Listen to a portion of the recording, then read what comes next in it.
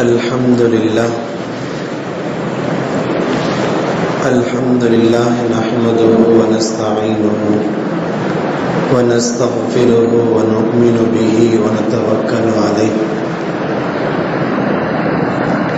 ونعوذ بالله من شرور أنفسنا ومن سيئات أعمالنا من يهده الله فلا مضل له ومن يضلله فلا هادي له ونشهد أن لا إله إلا الله وحده لا شريك له ونشهد أن سيدنا ونبينا ومولانا محمدا عبده ورسوله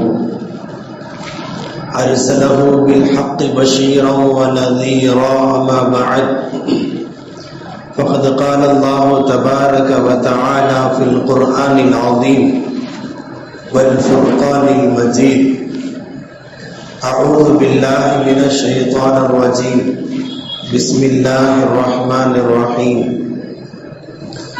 إن الله وملائكته يصلون على النبي يا أيها الذين آمنوا صلوا عليه وسلموا تسليما اللهم صل على سيدنا محمد وعلى آل سيدنا محمد وبارك وسلم عليه اللهم صل على سيدنا محمد وعلى آل سيدنا محمد وبارك وسلم عليه اللهم صل على سيدنا محمد وعلى آل سيدنا محمد الذي قرنت البركة بذاته ومحياه وتعطرت اللوالم بطيب ذكره ورياه الله جل شانه تعالى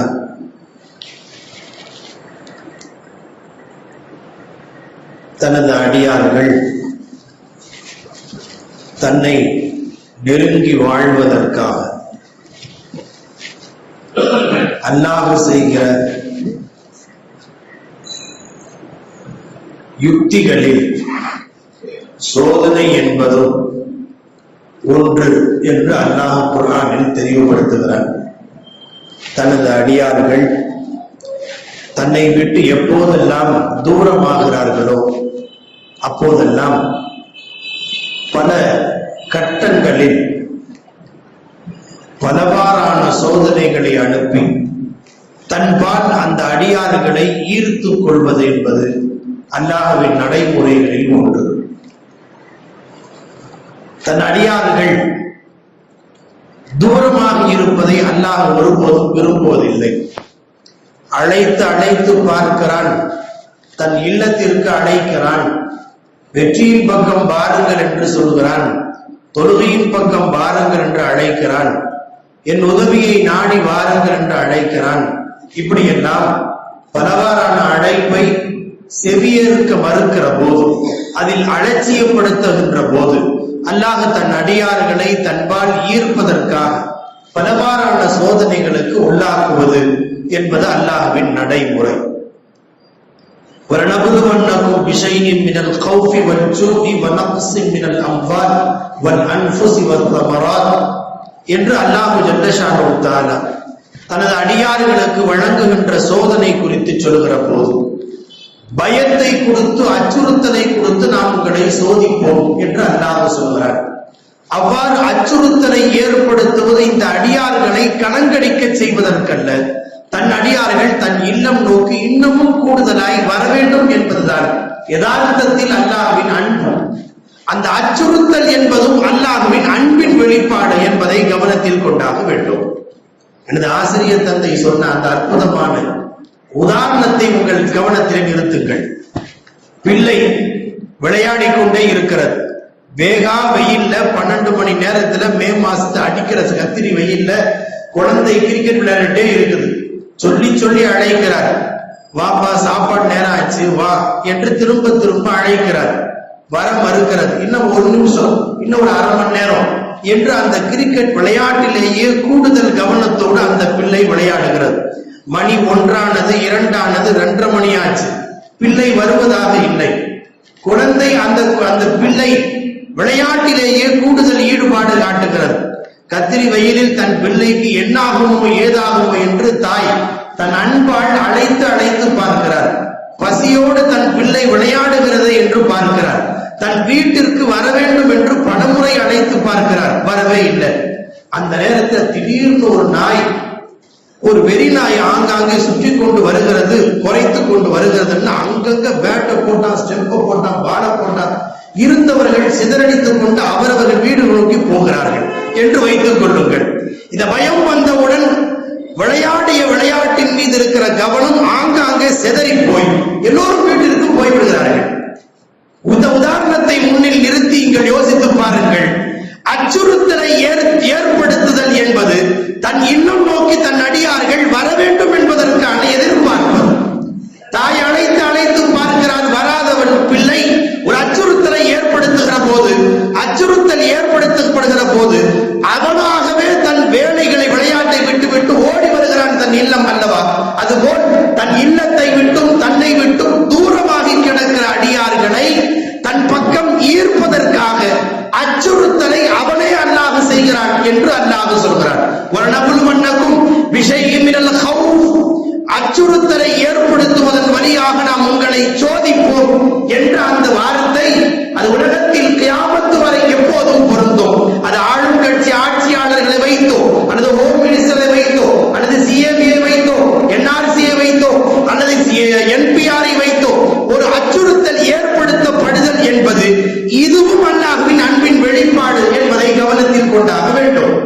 எப்படி ஒரு நாய் விரட்டுகிறது என்றவுடன் அந்த அச்சுறுத்தலில் பிள்ளை தன் வேலைகளை எல்லாம் விளையாட்டை மறந்து தன் இல்லம் நோக்கி வருகிறதோ, தன் அடியார்கள் தன் அழைப்பை ஏற்க மறுத்து அல்லது அதன்பால் கவனம் செலுத்த மறுக்கிற போது அந்த அடியார்களை தன் இல்லம் நோக்கி அதிகம் வரவழைப்பதற்காக, தன்னை அதிகம் அழைக்க வேண்டும் என்பதற்காக அல்லாஹ் செய்கிற ஏற்பாடுகளில் இப்படி ஒரு ஏற்பாடு. அப்படித்தான் நாம் இதை கவனத்தில் கொண்டாக வேண்டும். அச்சுறுத்தலை கொண்டு நாம் இங்கே சோதிப்போம்.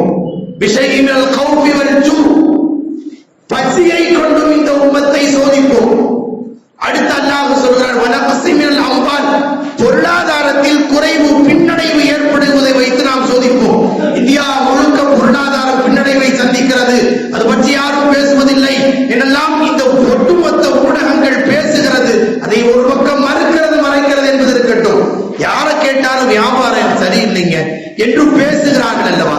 பொருளாதாரத்தில் ஒரு பெரிய பின்னடைவு, ஒரு தளர்வு ஏற்பட்டிருப்பதாக சொல்கிறோம் அல்லவா. அதைத்தான் அல்லாஹ் சொல்கிறான், இந்த பொருளாதார பின்னடைவை வைத்தும் நாம் இந்த உம்மத்தை சோதிப்போம். உயிர் சேதங்கள் சில சமயங்களில் ஏற்படுவதை வைத்தும் அல்லாஹ் இந்த உம்மத்தை சோதித்து பார்ப்பான். ஆங்காங்கே சில கலவரங்களின் போது இந்த உம்மத்தை சார்ந்தவர்கள் அவர்கள் சேதப்படுத்தப்படுவதை வைத்தும் நாம் இந்த உம்மத்தை சோதித்து பார்ப்போம் என்று சொல்லி ஆயத்தை நிறைவு செய்கிறான். சாபிரின், இந்த சமயங்களில் பொறுமையாக இதை எப்படி எதிர்கொள்கிறார்களோ அந்த பொறுமையாளர்களுக்கு நீங்கள் சுப செய்தி சொல்லுங்கள். கண்டிப்பாக அவர்களுக்கு ஒரு அற்புதமான அல்லாஹ்வின் புறத்திலிருந்து நிரப்பமான கூலி இருக்கிறது என்று சொல்கிறார். இங்கே பொறுமை என்றால் நாம் கொட்ட குனிந்திருப்பது என்பது பொருள் அல்ல. பொறுமையாளர்கள் என்றால் யார்? அதற்கு அல்லாஹ்வே அதற்கு விளக்கத்தை, வரைவிலக்கணத்தை கூறுகிறான். அல்லதீன இதா அஸாபத்துஹும் முஸீபத்துன் காலூ இன்னா லில்லாஹி வ இன்னா இலைஹி ராஜிஊன். ஒரு சோதனை அவர்களை வந்து அடைந்தால், ஒரு சோதனை அவர்களை வந்து தொட்டால் உடனே இன்னா லில்லாஹி வ இன்னா இலைஹி ராஜிஊன், நாம் எல்லாம் அல்லாஹ்வுக்காக உரியவர்கள் என்று தன் ரப்பின் பால் மீள்வார்கள். அவனிடத்திலேயே அவர்கள் இறைஞ்சி நிற்பார்கள், மன்றாடுவார்கள். அந்த மன்றாடுதலின் வெளிப்பாடாய் தன் ரப்பின் சமூகத்திலே இருந்து உதவியை பெறுவார்கள் என்று அல்லாஹ் குர்ஆனில் குறிப்பிடுகிறார். எனவே எந்தெந்த சந்தர்ப்பங்களில் அது உலகத்தில் இருக்கிற எந்த முஃமினாக இருந்தாலும் சோதனை வருகிற போதெல்லாம், அவன் ஒரு அச்சுறுத்தலுக்கு உள்ளாக்கப்படுகிற போதெல்லாம் அவன் திரும்பி மீள வேண்டிய முதல் இடமும் கடைசி புகலிடமும் தன் ரப்பினுடைய காலடியில் தான் விழுந்து கிடக்க வேண்டும். அவன் மட்டும் தான் உதவியை உண்மையாக தர முடியும் என்பதன் மீது அசைக்க முடியாத நம்பிக்கை உள்ளவர்கள் முஃமின்கள். எந்த சந்தர்ப்பத்திலும் சரி. குர்ஆனில் எத்தனை வசனங்கள் தெரியுமா? அல்லாஹ் ஜல்ல ஷானஹு தஆலா அந்த மன உறுதியை ஏற்படுத்துவதற்கு பல கோணங்களில் தெரியப்படுத்துகிறார். வ இன் யம்சஸ்கல்லாஹு ஃபலா காஷிஃப லஹு இல்லாஹு, உங்களுக்கு ஒரு சோதனையை கொண்டு அல்லாஹ் தீண்டினால் ஃபலா காஷிஃப லஹு இல்லாஹு, அவனை தவிர உங்களை அதை காப்பாற்றுபவன் வேறு யாருமே இல்லை. வஇயுரிதுக பிகைரின் ஃபலா ராத்த லிஃபضலி, ஒருவேளை அல்லாஹ் உங்களுக்கு நன்மை செய்ய நாடி விட்டானேயானால் அதை தடுப்பதற்கு இந்த உலகத்தில் எவன் இருக்கிறான்? அல்லாஹ்வினுடைய வார்த்தை எப்படி? ஃபலா ராத்த லிஃபضலி, உலகத்தில் அதை அல்லாஹ்வின் அருளால் தடுப்பதற்கு யாரும் இல்லை என்று அல்லாஹ் சொல்கிறான். எனவே தன் அடியார்களுக்கு இப்படிப்பட்ட மன உறுதியை ஏற்படுத்துகின்ற பலவாறான வசனங்கள் குர்ஆனில் நீடித்து நிரம்பி இருக்கிறது என்று குர்ஆன் சொல்கிறது. எத்தனை வரலாறுகள்! ஆனால் தனக்கு பின்பணமாய் தன் ரப்பு இருக்கிறான் என்பதை மட்டுமே ஒரு முஃமின் எப்போதும் தன்னுடைய மன உறுதிக்கான அற்புதமான ஒரு ஆயுதமாக கொள்ள வேண்டும் என்று குர்ஆன் சொல்கிறது. ஒரு அமைச்சருடைய மகன், ஒரு பொருளாதாரத்துல உயர்நிலையில இருப்பவனின் மகன், என் தகப்பன் பணக்காரன், என்னுடைய தகப்பன் ஒரு அமைச்சர் என்னும் போது அவனுக்கே ஒரு துணிச்சல் வருகிறது. எனக்கு பின்பணத்தில் இத்தனை பேர் இருக்கான், நான் யாரு தெரியுமா? யாராவது ஒரு போலீஸ் தடுத்து நிறுத்தினால் என்ன பேசுகிறான்? அவனுடைய வார்த்தைகளை நீங்கள் யோசித்து பாருங்கள். நான் யாரு தெரியுமா? யார் யார் பேர் தெரியுமா? நான் கவுன்சிலர் பேர், அவர் சொல்லட்டுமா, இவரை சொல்லட்டுமா, அவரை தெரியும், இவரை தெரியும். ஒரு சாதாரண இந்த உலகத்தில் ஒரு சாதாரண பொறுப்பில் இருக்கின்ற யதார்த்தத்தில் அதிகாரத்திலும் பணபலத்திலும் ஒரு பெரியவர்களின் தொடர்பு கிடைத்து விட்டால் அவனே இவ்வளவு துணிச்சலாக பேசுகிற போது, அகில உலகத்தின் மிகப்பெரிய ரப்பை நாம் கையில் வைத்திருக்கிற போது ஒரு முஃமினுக்கு எப்படிப்பட்ட துணிச்சல் வர வேண்டும் என்பதை கவனத்தில் கொண்டு யோசித்து பாருங்கள். சாதாரணமாக உலக வாழ்க்கையில் யாராவது ஒரு அமைச்சர், ஒரு கவுன்சிலர் பையன் என்ன பேச்சு பேசும் யோசித்து பாருங்கள். நான் யாரு தெரியுமா? எங்க அத்தா யாரு தெரியுமா? எங்க அண்ணன் யாரு தெரியுமா? என்றெல்லாம் ஒரு யதார்த்தத்தில் ஒரு அதிகாரத்தில் இருப்பவரின் தொடர்பு கிடைத்தாலே அவனை இவ்வளவு தூரம் துணிச்சலாக அவனை பேச வைக்கிறது என்றால் அல்லாஹ்வை துணையாக வைத்து பழகியவர்கள் முஃமின்கள். வகான ஹக்கன் அலைனா நஸ்ருல் முஃமினீன், முஃமின்களுக்கு உதவி செய்வது அல்லாஹ்வின் மீது கடமை, அவன் மீது பொறுப்பு என்று அல்லாஹ் சொல்கிறான். இந்த மன உறுதி, அந்த பின் பதம், எனக்கு பின்னணியில் இவன் இருக்கிறான் அவன் இருக்கிறான் என்று நம்புவவனுக்கே இவ்வளவு துணிச்சல் இருக்கிறது என்றால் ஒரு முஃமினுக்கு பின்னணியில் என் ரப்பு இருக்கிறான் என்கிற போது அவனுக்கு எவ்வளவு துணிச்சல் இருக்க வேண்டும் என்பதைத்தான் இப்போதைய ஒரு தன்னம்பிக்கையாக மனதில் கொண்டாக வேண்டும். தளர்வு ஒரு முஃமினுக்கான அடையாளம் அல்ல. குர்ஆன் நபி ஸல்லல்லாஹு அலைஹி வஸல்லம் அப்படித்தான் இந்த முஃமின்களை பழக்கினார்கள். லைஸல் முஃமினு பிஜபான், ஒரு முஃமின் கோழையாக இருக்க மாட்டான் என்றார்கள் நபி ஸல்லல்லாஹு அலைஹி வஸல்லம். கோழையா இருந்தா அவன் முஃமின் அல்ல. துணிச்சல், எதையும் எதிர்கொள்கிற மன உறுதி, அப்படித்தான் இந்த உம்மத்தை பழக்கினார்கள். நன்மை வந்தாலும் தீமை வந்தாலும் என் ரப்பின் புறத்திலிருந்து வருகிற போது என்பதைத்தான் நாம் ஈமானின் அடிப்படையாக நம்பிக்கை கொண்டவர்கள். நாம் வல்கதரி கைரிஹி வஷர்ரிஹி மினல்லாஹி தஆலா என்று சொல்கிறோமே, நன்மையும் தீமையும் அல்லாஹ்வின் புறத்திலிருந்து வந்துவிட்டது, வருகிறது என்று நான் நம்பிக்கை கொண்டேன் என்று நாம் ஆமன்து பில்லாஹ் என்று கலிமா சொல்கிற போது சொல்லி இருப்பவர்கள் நாம். எனவே அந்த துணிச்சலிலேயே ஒரு முஃமின்கள் வாழ பழகிக் கொள்ள வேண்டும். குர்ஆனில் ஒரு முஃமினுடைய நம்பிக்கை ஒருபோதும் தளர்வடையாமல் இருப்பதற்காக பல கோணங்களில் விளக்கம் தருகிறான் அல்லாஹ். கம்மின் ஃபிஅத்தின் கலீலத்தின் கலபத் ஃபிஅத்தன் கஸீரத்தன் பிஇذنில்லாஹ். எத்தனையோ சிறு படையினர்கள், எத்தனையோ சிறு கூட்டத்தினர்கள், சிறுபான்மையினராக இருந்தவர்கள், கலபத் ஃபிஅத்தன் கஸீரத்தன், பெரும்பான்மையாக தங்களை கருதி கொண்டவர்களை வென்றெடுத்திருக்கிறார்கள் அல்லாஹ்வின் உதவியால், அல்லாஹ்வின் அனுமதியால். இது காலம் காலமாக தொடர்ந்து குர்ஆன் சொல்லுகிற வரலாறு. இதை எதற்கு அல்லாஹ் திரும்ப திரும்ப ரிப்பீட் பண்றான் என்று சொன்னால், ஒரு முஃமினுக்கு எப்போதும் அந்த தன்னம்பிக்கை உணர்வு, அவன் ஈமானிய பலம் உறுதியாக இருக்க வேண்டும் என்பதற்காக குர்ஆன் பல கோணங்களில் பேசுகிறது.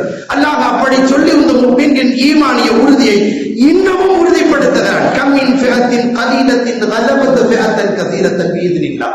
சிறுபான்மையாக ஒரு முஃமின், அவன் ஆப்கானிஸ்தான் இருந்தாலும் சரி, பாகிஸ்தான் இருந்தாலும் சரி, இலங்கையில் இருந்தாலும், ரோஹிங்கியா இருந்தாலும் சரி, உலகத்தின் எந்த மூலையில் இருந்தாலும் சரி, அவன் சிறுபான்மை என்பதற்காக அச்சோ நாமெல்லாம் புடைக்க முடியாது, எப்பவுமே வாயை பொத்தி தான் இருக்கணும், இது முஃமினுக்கான அழகல்ல.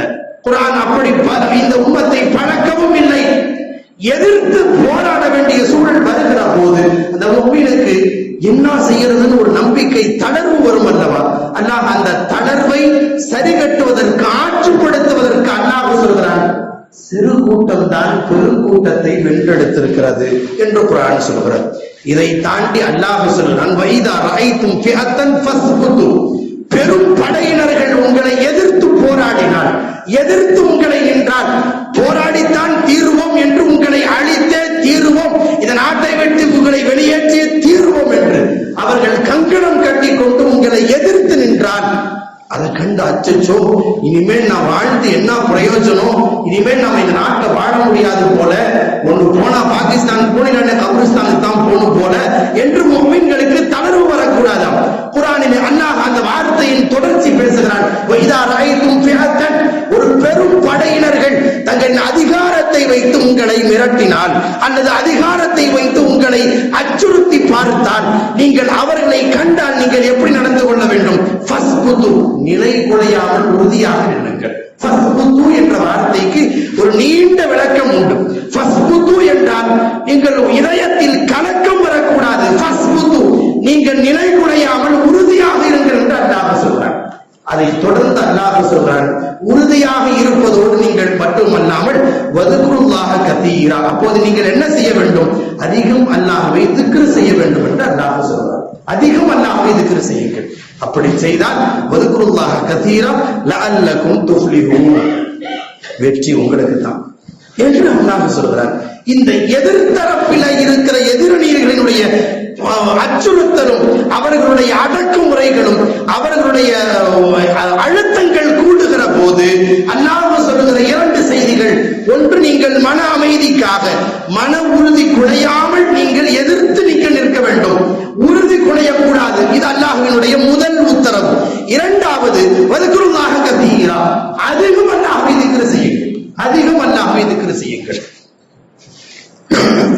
லஅல்லகும் துஃப்லிஹூன், இந்த இரண்டு என்னுடைய உத்தரவுகளை நீங்கள் செய்து விட்டால் லஅல்லகும் துஃப்லிஹூன், கண்டிப்பாக உங்களுக்கு வெற்றி உண்டு என்று அல்லாஹ் சொல்கிறார். இந்த உணர்வை தான் நபிகள் ஸல்லல்லாஹு அலைஹி வஸல்லம் தன் அருமை சஹாபாக்களுக்கும் ஒட்டுமொத்த முஃமின்களுக்கும் ஆழமாக பதித்தார்கள். உலகமே ஒன்று சேர்ந்து உங்களை காக்க முற்பட்டாலும் அல்லாஹ் உங்களை காப்பாற்ற வேண்டும் என்று நினைத்து விட்டார். உலகமே ஒன்று சேர்ந்தாலும் உங்களை ஒன்றும் செய்ய முடியாது, ஒரு முடிய கூட போட முடியாது. ஒரே ஒரு தீங்கு கூட உங்களுக்கு செய்ய முடியாது என்கிறார் நபி ஸல்லல்லாஹு அலைஹி வஸல்லம். இதஜ்தமாத்தின் நாஸு அலா யன்ஃபவுக, அல்லாஹ் உங்களுக்கு தீங்கு தரணும் முடிவு பண்ணிட்டா, உலகமே ஒன்று சேர்ந்து உங்களை காப்பாற்ற நினைத்தாலும் ஒன்றும் உங்களுக்கு ஒரு வகையிலும் உங்களை காப்பாற்ற முடியாது, பலன் தர முடியவே முடியாது என்பது நபி ஸல்லல்லாஹு அலைஹி வஸல்லம் இந்த உம்மத்திற்கு சிறுபிராயத்திலே இருந்தே போதிக்க வேண்டிய செய்திகள் அடிப்படையான ஈமானிய உணர்வாய் நபிகள் ஸல்லல்லாஹு அலைஹி வஸல்லம் போதித்தார்கள், சொன்னார்கள். அல்லாஹ்வுடைய உதவி எதிர்பார்த்து அவர்கள் காத்திருக்க வேண்டும். உதவி வந்து விட்டால் எப்படிப்பட்ட உதவி கிடைக்கும் தெரியுமா? அல்லாஹ் சொல்றான், அல்லாஹ் பார்த்து உங்களுக்கு உதவி செய்ய முடிவு பண்ணிட்டா உங்களை வெற்றி கொள்பவன், உங்களை மிகைப்பவன் இந்த உலகத்தில் எவனும் இல்லை என்று அல்லாஹ் சொல்றார். எவனும் இல்லை. எனவே நாம் அந்த ஆயத்துகளின் அடிப்படையில் அல்லாஹ் சொல்லி இருக்கிற இந்த தன்னம்பிக்கை வார்த்தைகள் மீது, குர்ஆனுடைய அந்த வசனங்கள் மீது நமக்கு முழு உறுதி நமக்கு வர வேண்டும். எப்போது ஆமன்து பில்லாஹி வ மலாயிகத்திஹி வ குதுபிஹி என்று குர்ஆனின் வசனங்களை நாம் நம்பி இருக்கிறோமோ, குர்ஆனில் சொல்லப்பட்டிருக்கிற அந்த வார்த்தையின் மீது முழு நம்பிக்கை ஒரு முஃமினுக்கு ஒருபோதும் தளர்வை ஏற்படுத்தாத மன உறுதி என்பது வேண்டும் என்பதைத்தான் தற்போதைய சூழலில் ஒரு முஃமினுக்கு பதிய வைக்கப்பட வேண்டும். ஊடகங்களின் வழியாக பலவாறான அச்சுறுத்தல்கள் இருந்தாலும் மிஸ்டு கால் கொடுக்குறாங்க, அது கொடுக்குறாங்க, இது கொடுக்குறாங்க, இனி நாம நாட்டை என்ன ஒன்றும் செய்ய முடியாது, ஒரு முடியை கூட பிடுங்க முடியாது என்ற துணிச்சல் ஒரு முஃமினுக்கு வர வேண்டும். இந்த உணர்வை தான் நபிகள் ஸல்லல்லாஹு அலைஹி வஸல்லம் பதித்தார்கள். நீ தனி மனிதனாக இருந்த போதிலும் கூட உன்னோடு ஒன்று ரப்பு இருக்கிறான் என்கிற போது உனக்கு என்ன பயம் இருக்கிறது? நபி ஸல்லல்லாஹு அலைஹி வஸல்லமும் அபூபக்கர் ரலியல்லாஹு அவர்களும் சௌர் குகையில் தங்கி இருக்கிறார்கள். லவ் அன்தர அஹதுக்கும் தஹத கதமைஹி லஅப்ஸர்னா, கூட்டமாக குவிந்து கிடக்கிறார்கள். ஒருவேளை அவர்கள் கீழே ஒரு லேசாக குனிந்த பதற்றம் அடைந்த போது என்ன சொன்னாங்க நபி ஸல்லல்லாஹு அலைஹி வஸல்லம்? நம்ம 2 பேர் இல்ல, 3வது அல்லாஹ் இருக்கான். லா தஹ்சன் இன்னல்லாஹ மஅனா, கவலைப்படாதீங்க, நம்ம கூட அல்லாஹ் இருக்கிறான்னு சொன்ன அந்த வார்த்தை ஏதோ அபூபக்கர் ரலியல்லாஹுவுக்கு சொல்லப்பட்ட வார்த்தையா, ஒட்டுமொத்த முஃமின்களுக்கும் சொல்லப்பட்ட வார்த்தை. தன்னந்தனியாக ஒருவன் பேருந்தில் சிக்கினாலும், தன்னந்தனியாக ஒருவன் ரயிலில் சிக்கினாலும், தன்னந்தனியாக ஒட்டுமொத்த எதிரி கூட்டமே ஒரு முஃமினை சூழ்ந்து நின்றாலும், அச்சோ இனிமேல் நாம என்ன செய்ய போறோங்கிற ஒரு முஃமினுக்கு பதற்றம் வரக்கூடாதாம். ஏனென்றால் நான் தனியாக இல்லை, என்னோடு என் ரப்பு இருக்கிறான் என்ற அந்த உணர்வை நபிகள் ஸல்லல்லாஹு அலைஹி வஸல்லம் இந்த உம்மத்திற்கு மிக ஆழமாக பதித்தார்கள். சுஃபியானு ஸௌரி ரஹ்மத்துல்லாஹி அலைஹி அவர் மீது கருத்து வேறுபாடு கொண்டிருந்த கலீஃபா அபூ ஜாஃபர் மன்சூர் உடனே ஒரு உத்தரவு பிறப்பித்தார். அந்த நேரத்தில் காபாவில் தவாப் செய்து கொண்டிருந்தார் அபூ ஜாஃபர், அந்த சுஃபியானு ஸௌரி ரஹ்மத்துல்லாஹி அலைஹி. உடனே அவர் சொன்னார், அபூ ஜாஃபர் மன்சூர், நான் நேரா போவேன், ஹரம் ஷரீஃப்ல சுஃபியானு ஸௌரி இருந்தால் இழுத்து பிடிச்சி வெளியில கொண்டு வந்து கைது செய்து அவரை தலையை வெட்டிடுவேன் என்று சொல்லிவிட்டு கங்கணம் கட்டி கொண்டு புறப்பட்டு வருகிறார். சுஃபியான் இப்னு உயைனாவுக்கு தகவல் கிடைத்தவுடன், ஒரு மிகப்பெரிய ஹதீஸ் கலாம் வல்லுநர் சுஃபியான் இப்னு உயைனா நேராக வேகமாக வந்தார்கள். உங்க தலையை வெட்டுறதுக்கு உத்தரவு போட்டு கலீஃபா அபூ ஜாஃபர் மன்சூரை புறப்பட்டு வந்துட்டு இருக்காரு, இது உண்மையா அப்படின்னு கேட்டாங்க. ஆமா உண்மைதான். 4 பேர்கிட்ட விசாரிச்சாங்க. ஆமா, அவர் புறப்பட்டு வந்துகிட்டே இருக்கிறான். அபூ ஜாஃபர் மன்சூர் வந்த உடனே முதல் வேலையா அவர் சுஃபியானு ஸௌரியை கைது செய்த அரமில இருந்து வெளியில கொண்டு போய் தலையை வெட்டுவானார். பதற்றப்படவில்லை சுஃபியானு ஸௌரி. நேராக போனார்கள். காபாவின் முல்தசிம் திரையை பிடித்தார்கள். முல்தசிம் அருகில் என்று துஆ செய்தார்கள், ரப்பே நான் உன்னை நேசிக்கிறேன், நீ என்னை நேசிக்கிறாய், நீ என் மீது அன்பு வைத்திருக்கிறாய், என் மீது நீ அன்பு வைத்திருக்கிறாய், நானும் உன்னை அன்பு அளவு கடந்து நேசிக்கிறேன். இப்போது ஒருவேளை அபூ ஜாஃபர் மன்சூர் இங்கே வந்து என்னை பிடித்து கொன்று விட்டால் நீ என் மீது வைத்த அன்புக்கு அர்த்தம் இல்லாமல் போகும். வார்த்தையை கவனியுங்கள், எப்படி கேட்கிறார்? ஒருவேளை அவன் என்னை பிடித்து என்னை கொலை செய்து விட்டால் நான் உன் மேல இவ்வளவு நாள் பிரியம் வச்சதுக்கு அர்த்தம் இல்லாமல் போகும். எனவே என்னை காப்பாற்று. துஆ செய்த மாத்திரத்திலேயே தாயிஃபை நெருங்கிக் கொண்டிருக்கிற அபூ ஜாஃபர் மன்சூர் அங்கேயே அவன் மூத்தாகி போனான். இதுதான் ஒரு முஃமினுக்கான கலக்கம் இல்லாத துஆவின் வெளிப்பாடு. வஹப் இப்னு முனப்பர் ரலியல்லாஹு அன்ஹு ஒரு அறிவிப்பை குறிப்பிடுகிறார்கள். நிகழ்வு ஒன்று ஹதீஸ்களில் உண்டு. பலவீனான அறிவிப்பாக இருந்தாலும் அந்த வார்த்தைகள் இங்கே கவனத்தில் கொள்ளத்தக்கது. ஒரு பெண்மணி, ஒரு மூதாட்டி, அவள் என்ன செய்கிறாள்? ஒரு அரண்மனைக்கு ஓரத்துல சின்ன குடிசை போட்டு வசித்து வருகிறார். அரண்மனையை சூழ வருகின்ற சுத்தி வருகின்ற அந்த அரசன் யதார்த்தமா பார்க்கிறான், இவ்வளவு பெரிய அரண்மனைக்கு ஓரத்துல ஒரு சின்ன குடிசையா, என்னுடைய இந்த அரண்மனையினுடைய எழில் அழகே இது கெட்டு போதும், அதனால அதை எடுத்துருந்தான். அந்த பெண்மணி, நான் காலி பண்ண முடியாது, 60 வருஷம் நான் வாழ்ந்துட்டேன், இப்ப போய் என் வீட்டை காலி பண்ண சொன்ன நான் இங்க நடு வீட்டுல நிக்கிறது என்று அவள் சொன்னார். அந்த பெண்மணி யதார்த்தமாக தன் உறவை சந்திக்க வெளியூர் போயிருக்கிற சமயம் பார்த்து அவன் நேராக வந்து உத்தரவிட்டால் அந்த வீட்டை இடித்து தகர்த்து விடுங்கள். தகர்க்கப்பட்டது. 1 மாத காலம் கழித்து அந்த வயோதிகமான மூதாட்டி ஊர் வந்து சேர்கிறாள். வீட்டே காணாம். சுற்றி பார்க்கிறாள், வீட்டை தெரியவில்லை. ஊரடகமெல்லாம் சுற்றுகிறாள். தெருவில் சுற்றுகிறவர்கள் சொன்னார்கள், உன் வீட்டை எல்லாம் இடிச்சிட்டு தரமட்டமாக்கி கார்டன் அமைச்சிட்டாங்க அரண்மனை அரசர்கள் என்று சொல்லப்பட்டது. உடனே சஜிதாவில் விழுந்தவுடன் அவள் கேட்ட அந்த வார்த்தை என்ன? கேட்ட ஒரு வார்த்தை, இந்த உம்மத்தில் பாடம் படிக்க வேண்டிய அற்புதமான வார்த்தை. யா ரப்பி இதா லம் அகுன் ஹாதிரத்தன் ஃபைன குன்த அன்த. யா அல்லாஹ், நான் தானே இந்த வீட்ல இல்ல, நீ தானே இந்த வீட்ல இங்கதானே இருந்தாய். நான் இந்த வீட்டில் இல்லை என்பது உண்மை, ஆனால் உன்னை அல்லவா பொறுப்பில் ஒப்படைத்து சென்றேன்.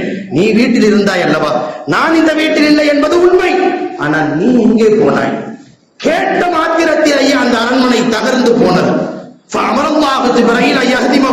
ஜிப்ரீல் அலைஹிஸ்ஸலாத்திற்கு அல்லாஹ் உத்தரவிட்டான்.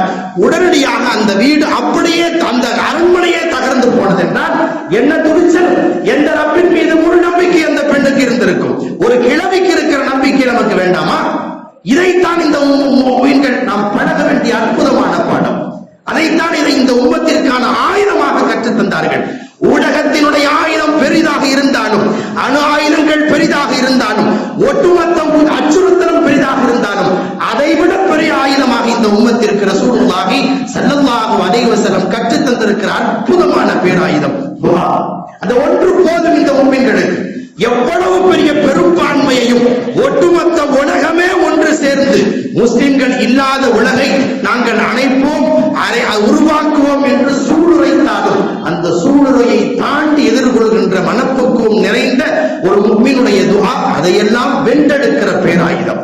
அந்த துஆவின் பேராயுதம் ஈட்டி முனையை விட வலிமையானது, தோட்டாக்களின் வேகத்தை விட வலிமையானது, அணுகுண்டனுடைய வேகத்தை விட வலிமையானது. நீ என்னதான் கண்காணித்தாலும், எத்தனை ஆயுதங்களை வைத்து நீ இருமாப்பு கொண்டாலும், அந்த இருமாப்புக்கெல்லாம் வேட்டு வைக்கிற ஒரு பெரிய பேராயுதம் நம் கையில் இருக்கிறது. நாம் ஏன் பயப்பட வேண்டும்? போர் செய்ய நமக்கு தெரியும், நமக்கு அந்த ஆயுதம் கற்றுத்தரப்பட்டிருக்கிறது. அந்த ஆயுதம் தான் துஆ என்கிற பேராயுதம். எதிரிகள் எப்போதெல்லாம் அவர்கள் தங்களை முனைப்பு காட்டி வந்தாலும் அதற்கான அற்புதமான அந்த துஆ என்கிற ஆயுதத்தை தான் தற்சமய சூழலில் இந்த முஃமின்கள் கையிலெடுக்க வேண்டிய பேராயுதம் என்பதை கவனத்தில் கொண்டாக வேண்டும். ஒருபோதும் ஒரு முஃமினுடைய தளர்வு என்பது வரவே கூடாது. அல்லாஹ்வின் சமூகத்தில் அப்படித்தான் கேட்டு பழக வேண்டும். யா அல்லாஹ், இந்த நாட்டுல நாங்களா பிறக்கும் ஆசைப்படல, நீதான் இந்த நாட்டுல பிறக்க வைத்தாய். கேட்க வேண்டும். நாங்களா ஆசைப்பட்டு இந்த நாட்டுல பிறகு ஆசைப்பட்டோம். எங்கள் தாய் தந்தை இந்த நாட்டில் நீதான் தேர்வு செய்தாய். எங்களை இந்த நாட்டில் பிறக்க வைத்து வாழ வைத்த ரப்பு நீதான்.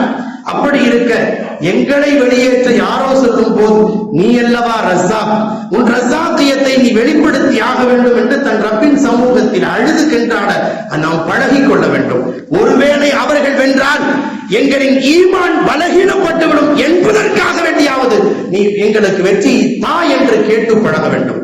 ஜின்னீரா ரலியல்லாஹு அன்ஹா, அந்த சமயத்தில் அவள் அந்த பெண்மணி ஜின்னீரா ரலியல்லாஹு அன்ஹா இஸ்லாமை ஏற்ற அந்த ஒற்றை காரணத்திற்காக அபூஜஹல் அடியாய் அடித்தான். சூழ இருந்த குறைஷிகள் நாம் அடித்தார்கள். அடித்த கட்டத்தில் ஒரு கட்டத்தில் அவருடைய பார்வை போய்விடுகிறது. அபூஜஹல் ஏளனமாக ஒரு வார்த்தை சொன்னான், ஏன் நாத்தூசா கடவுளை பத்தினா தப்பா பேசின, அதனால தான் உன் பார்வை போச்சு என்று அந்த வார்த்தையை சொன்ன மாத்திரத்தில் கொதித்தார்கள் ஜின்னீரா ரலியல்லாஹு. இவ்வளவு அடிகளை தாங்கிக் கொண்ட ஜின்னீரா ரலியல்லாஹுவுக்கு அந்த ஒரு வார்த்தை பிடிக்கவில்லை. என்ன வார்த்தை? லாத் உஸா எங்க கடவுளை பத்தினா நீ தப்பா பேசின, அதனால தான் இது தண்டனை. பொறுத்து கொள்ளவில்லை. இரவு நேரத்தில் துஆ செய்தார், ரப்பே இவ்வளவு அடியை உனக்காக பொறுத்துக் கொண்டேன், உனக்காக நான் தாங்கிக் கொண்டேன். இந்த ஒரு வார்த்தை என் ஈமானை பலகீனப்படுத்தி விடுகிறது. அவர்களின் கடவுளை நான் பற்றி தப்பாக பேசினதால் தான் கண் பார்வை போய்விட்டது என்று சொல்கிறார்கள்.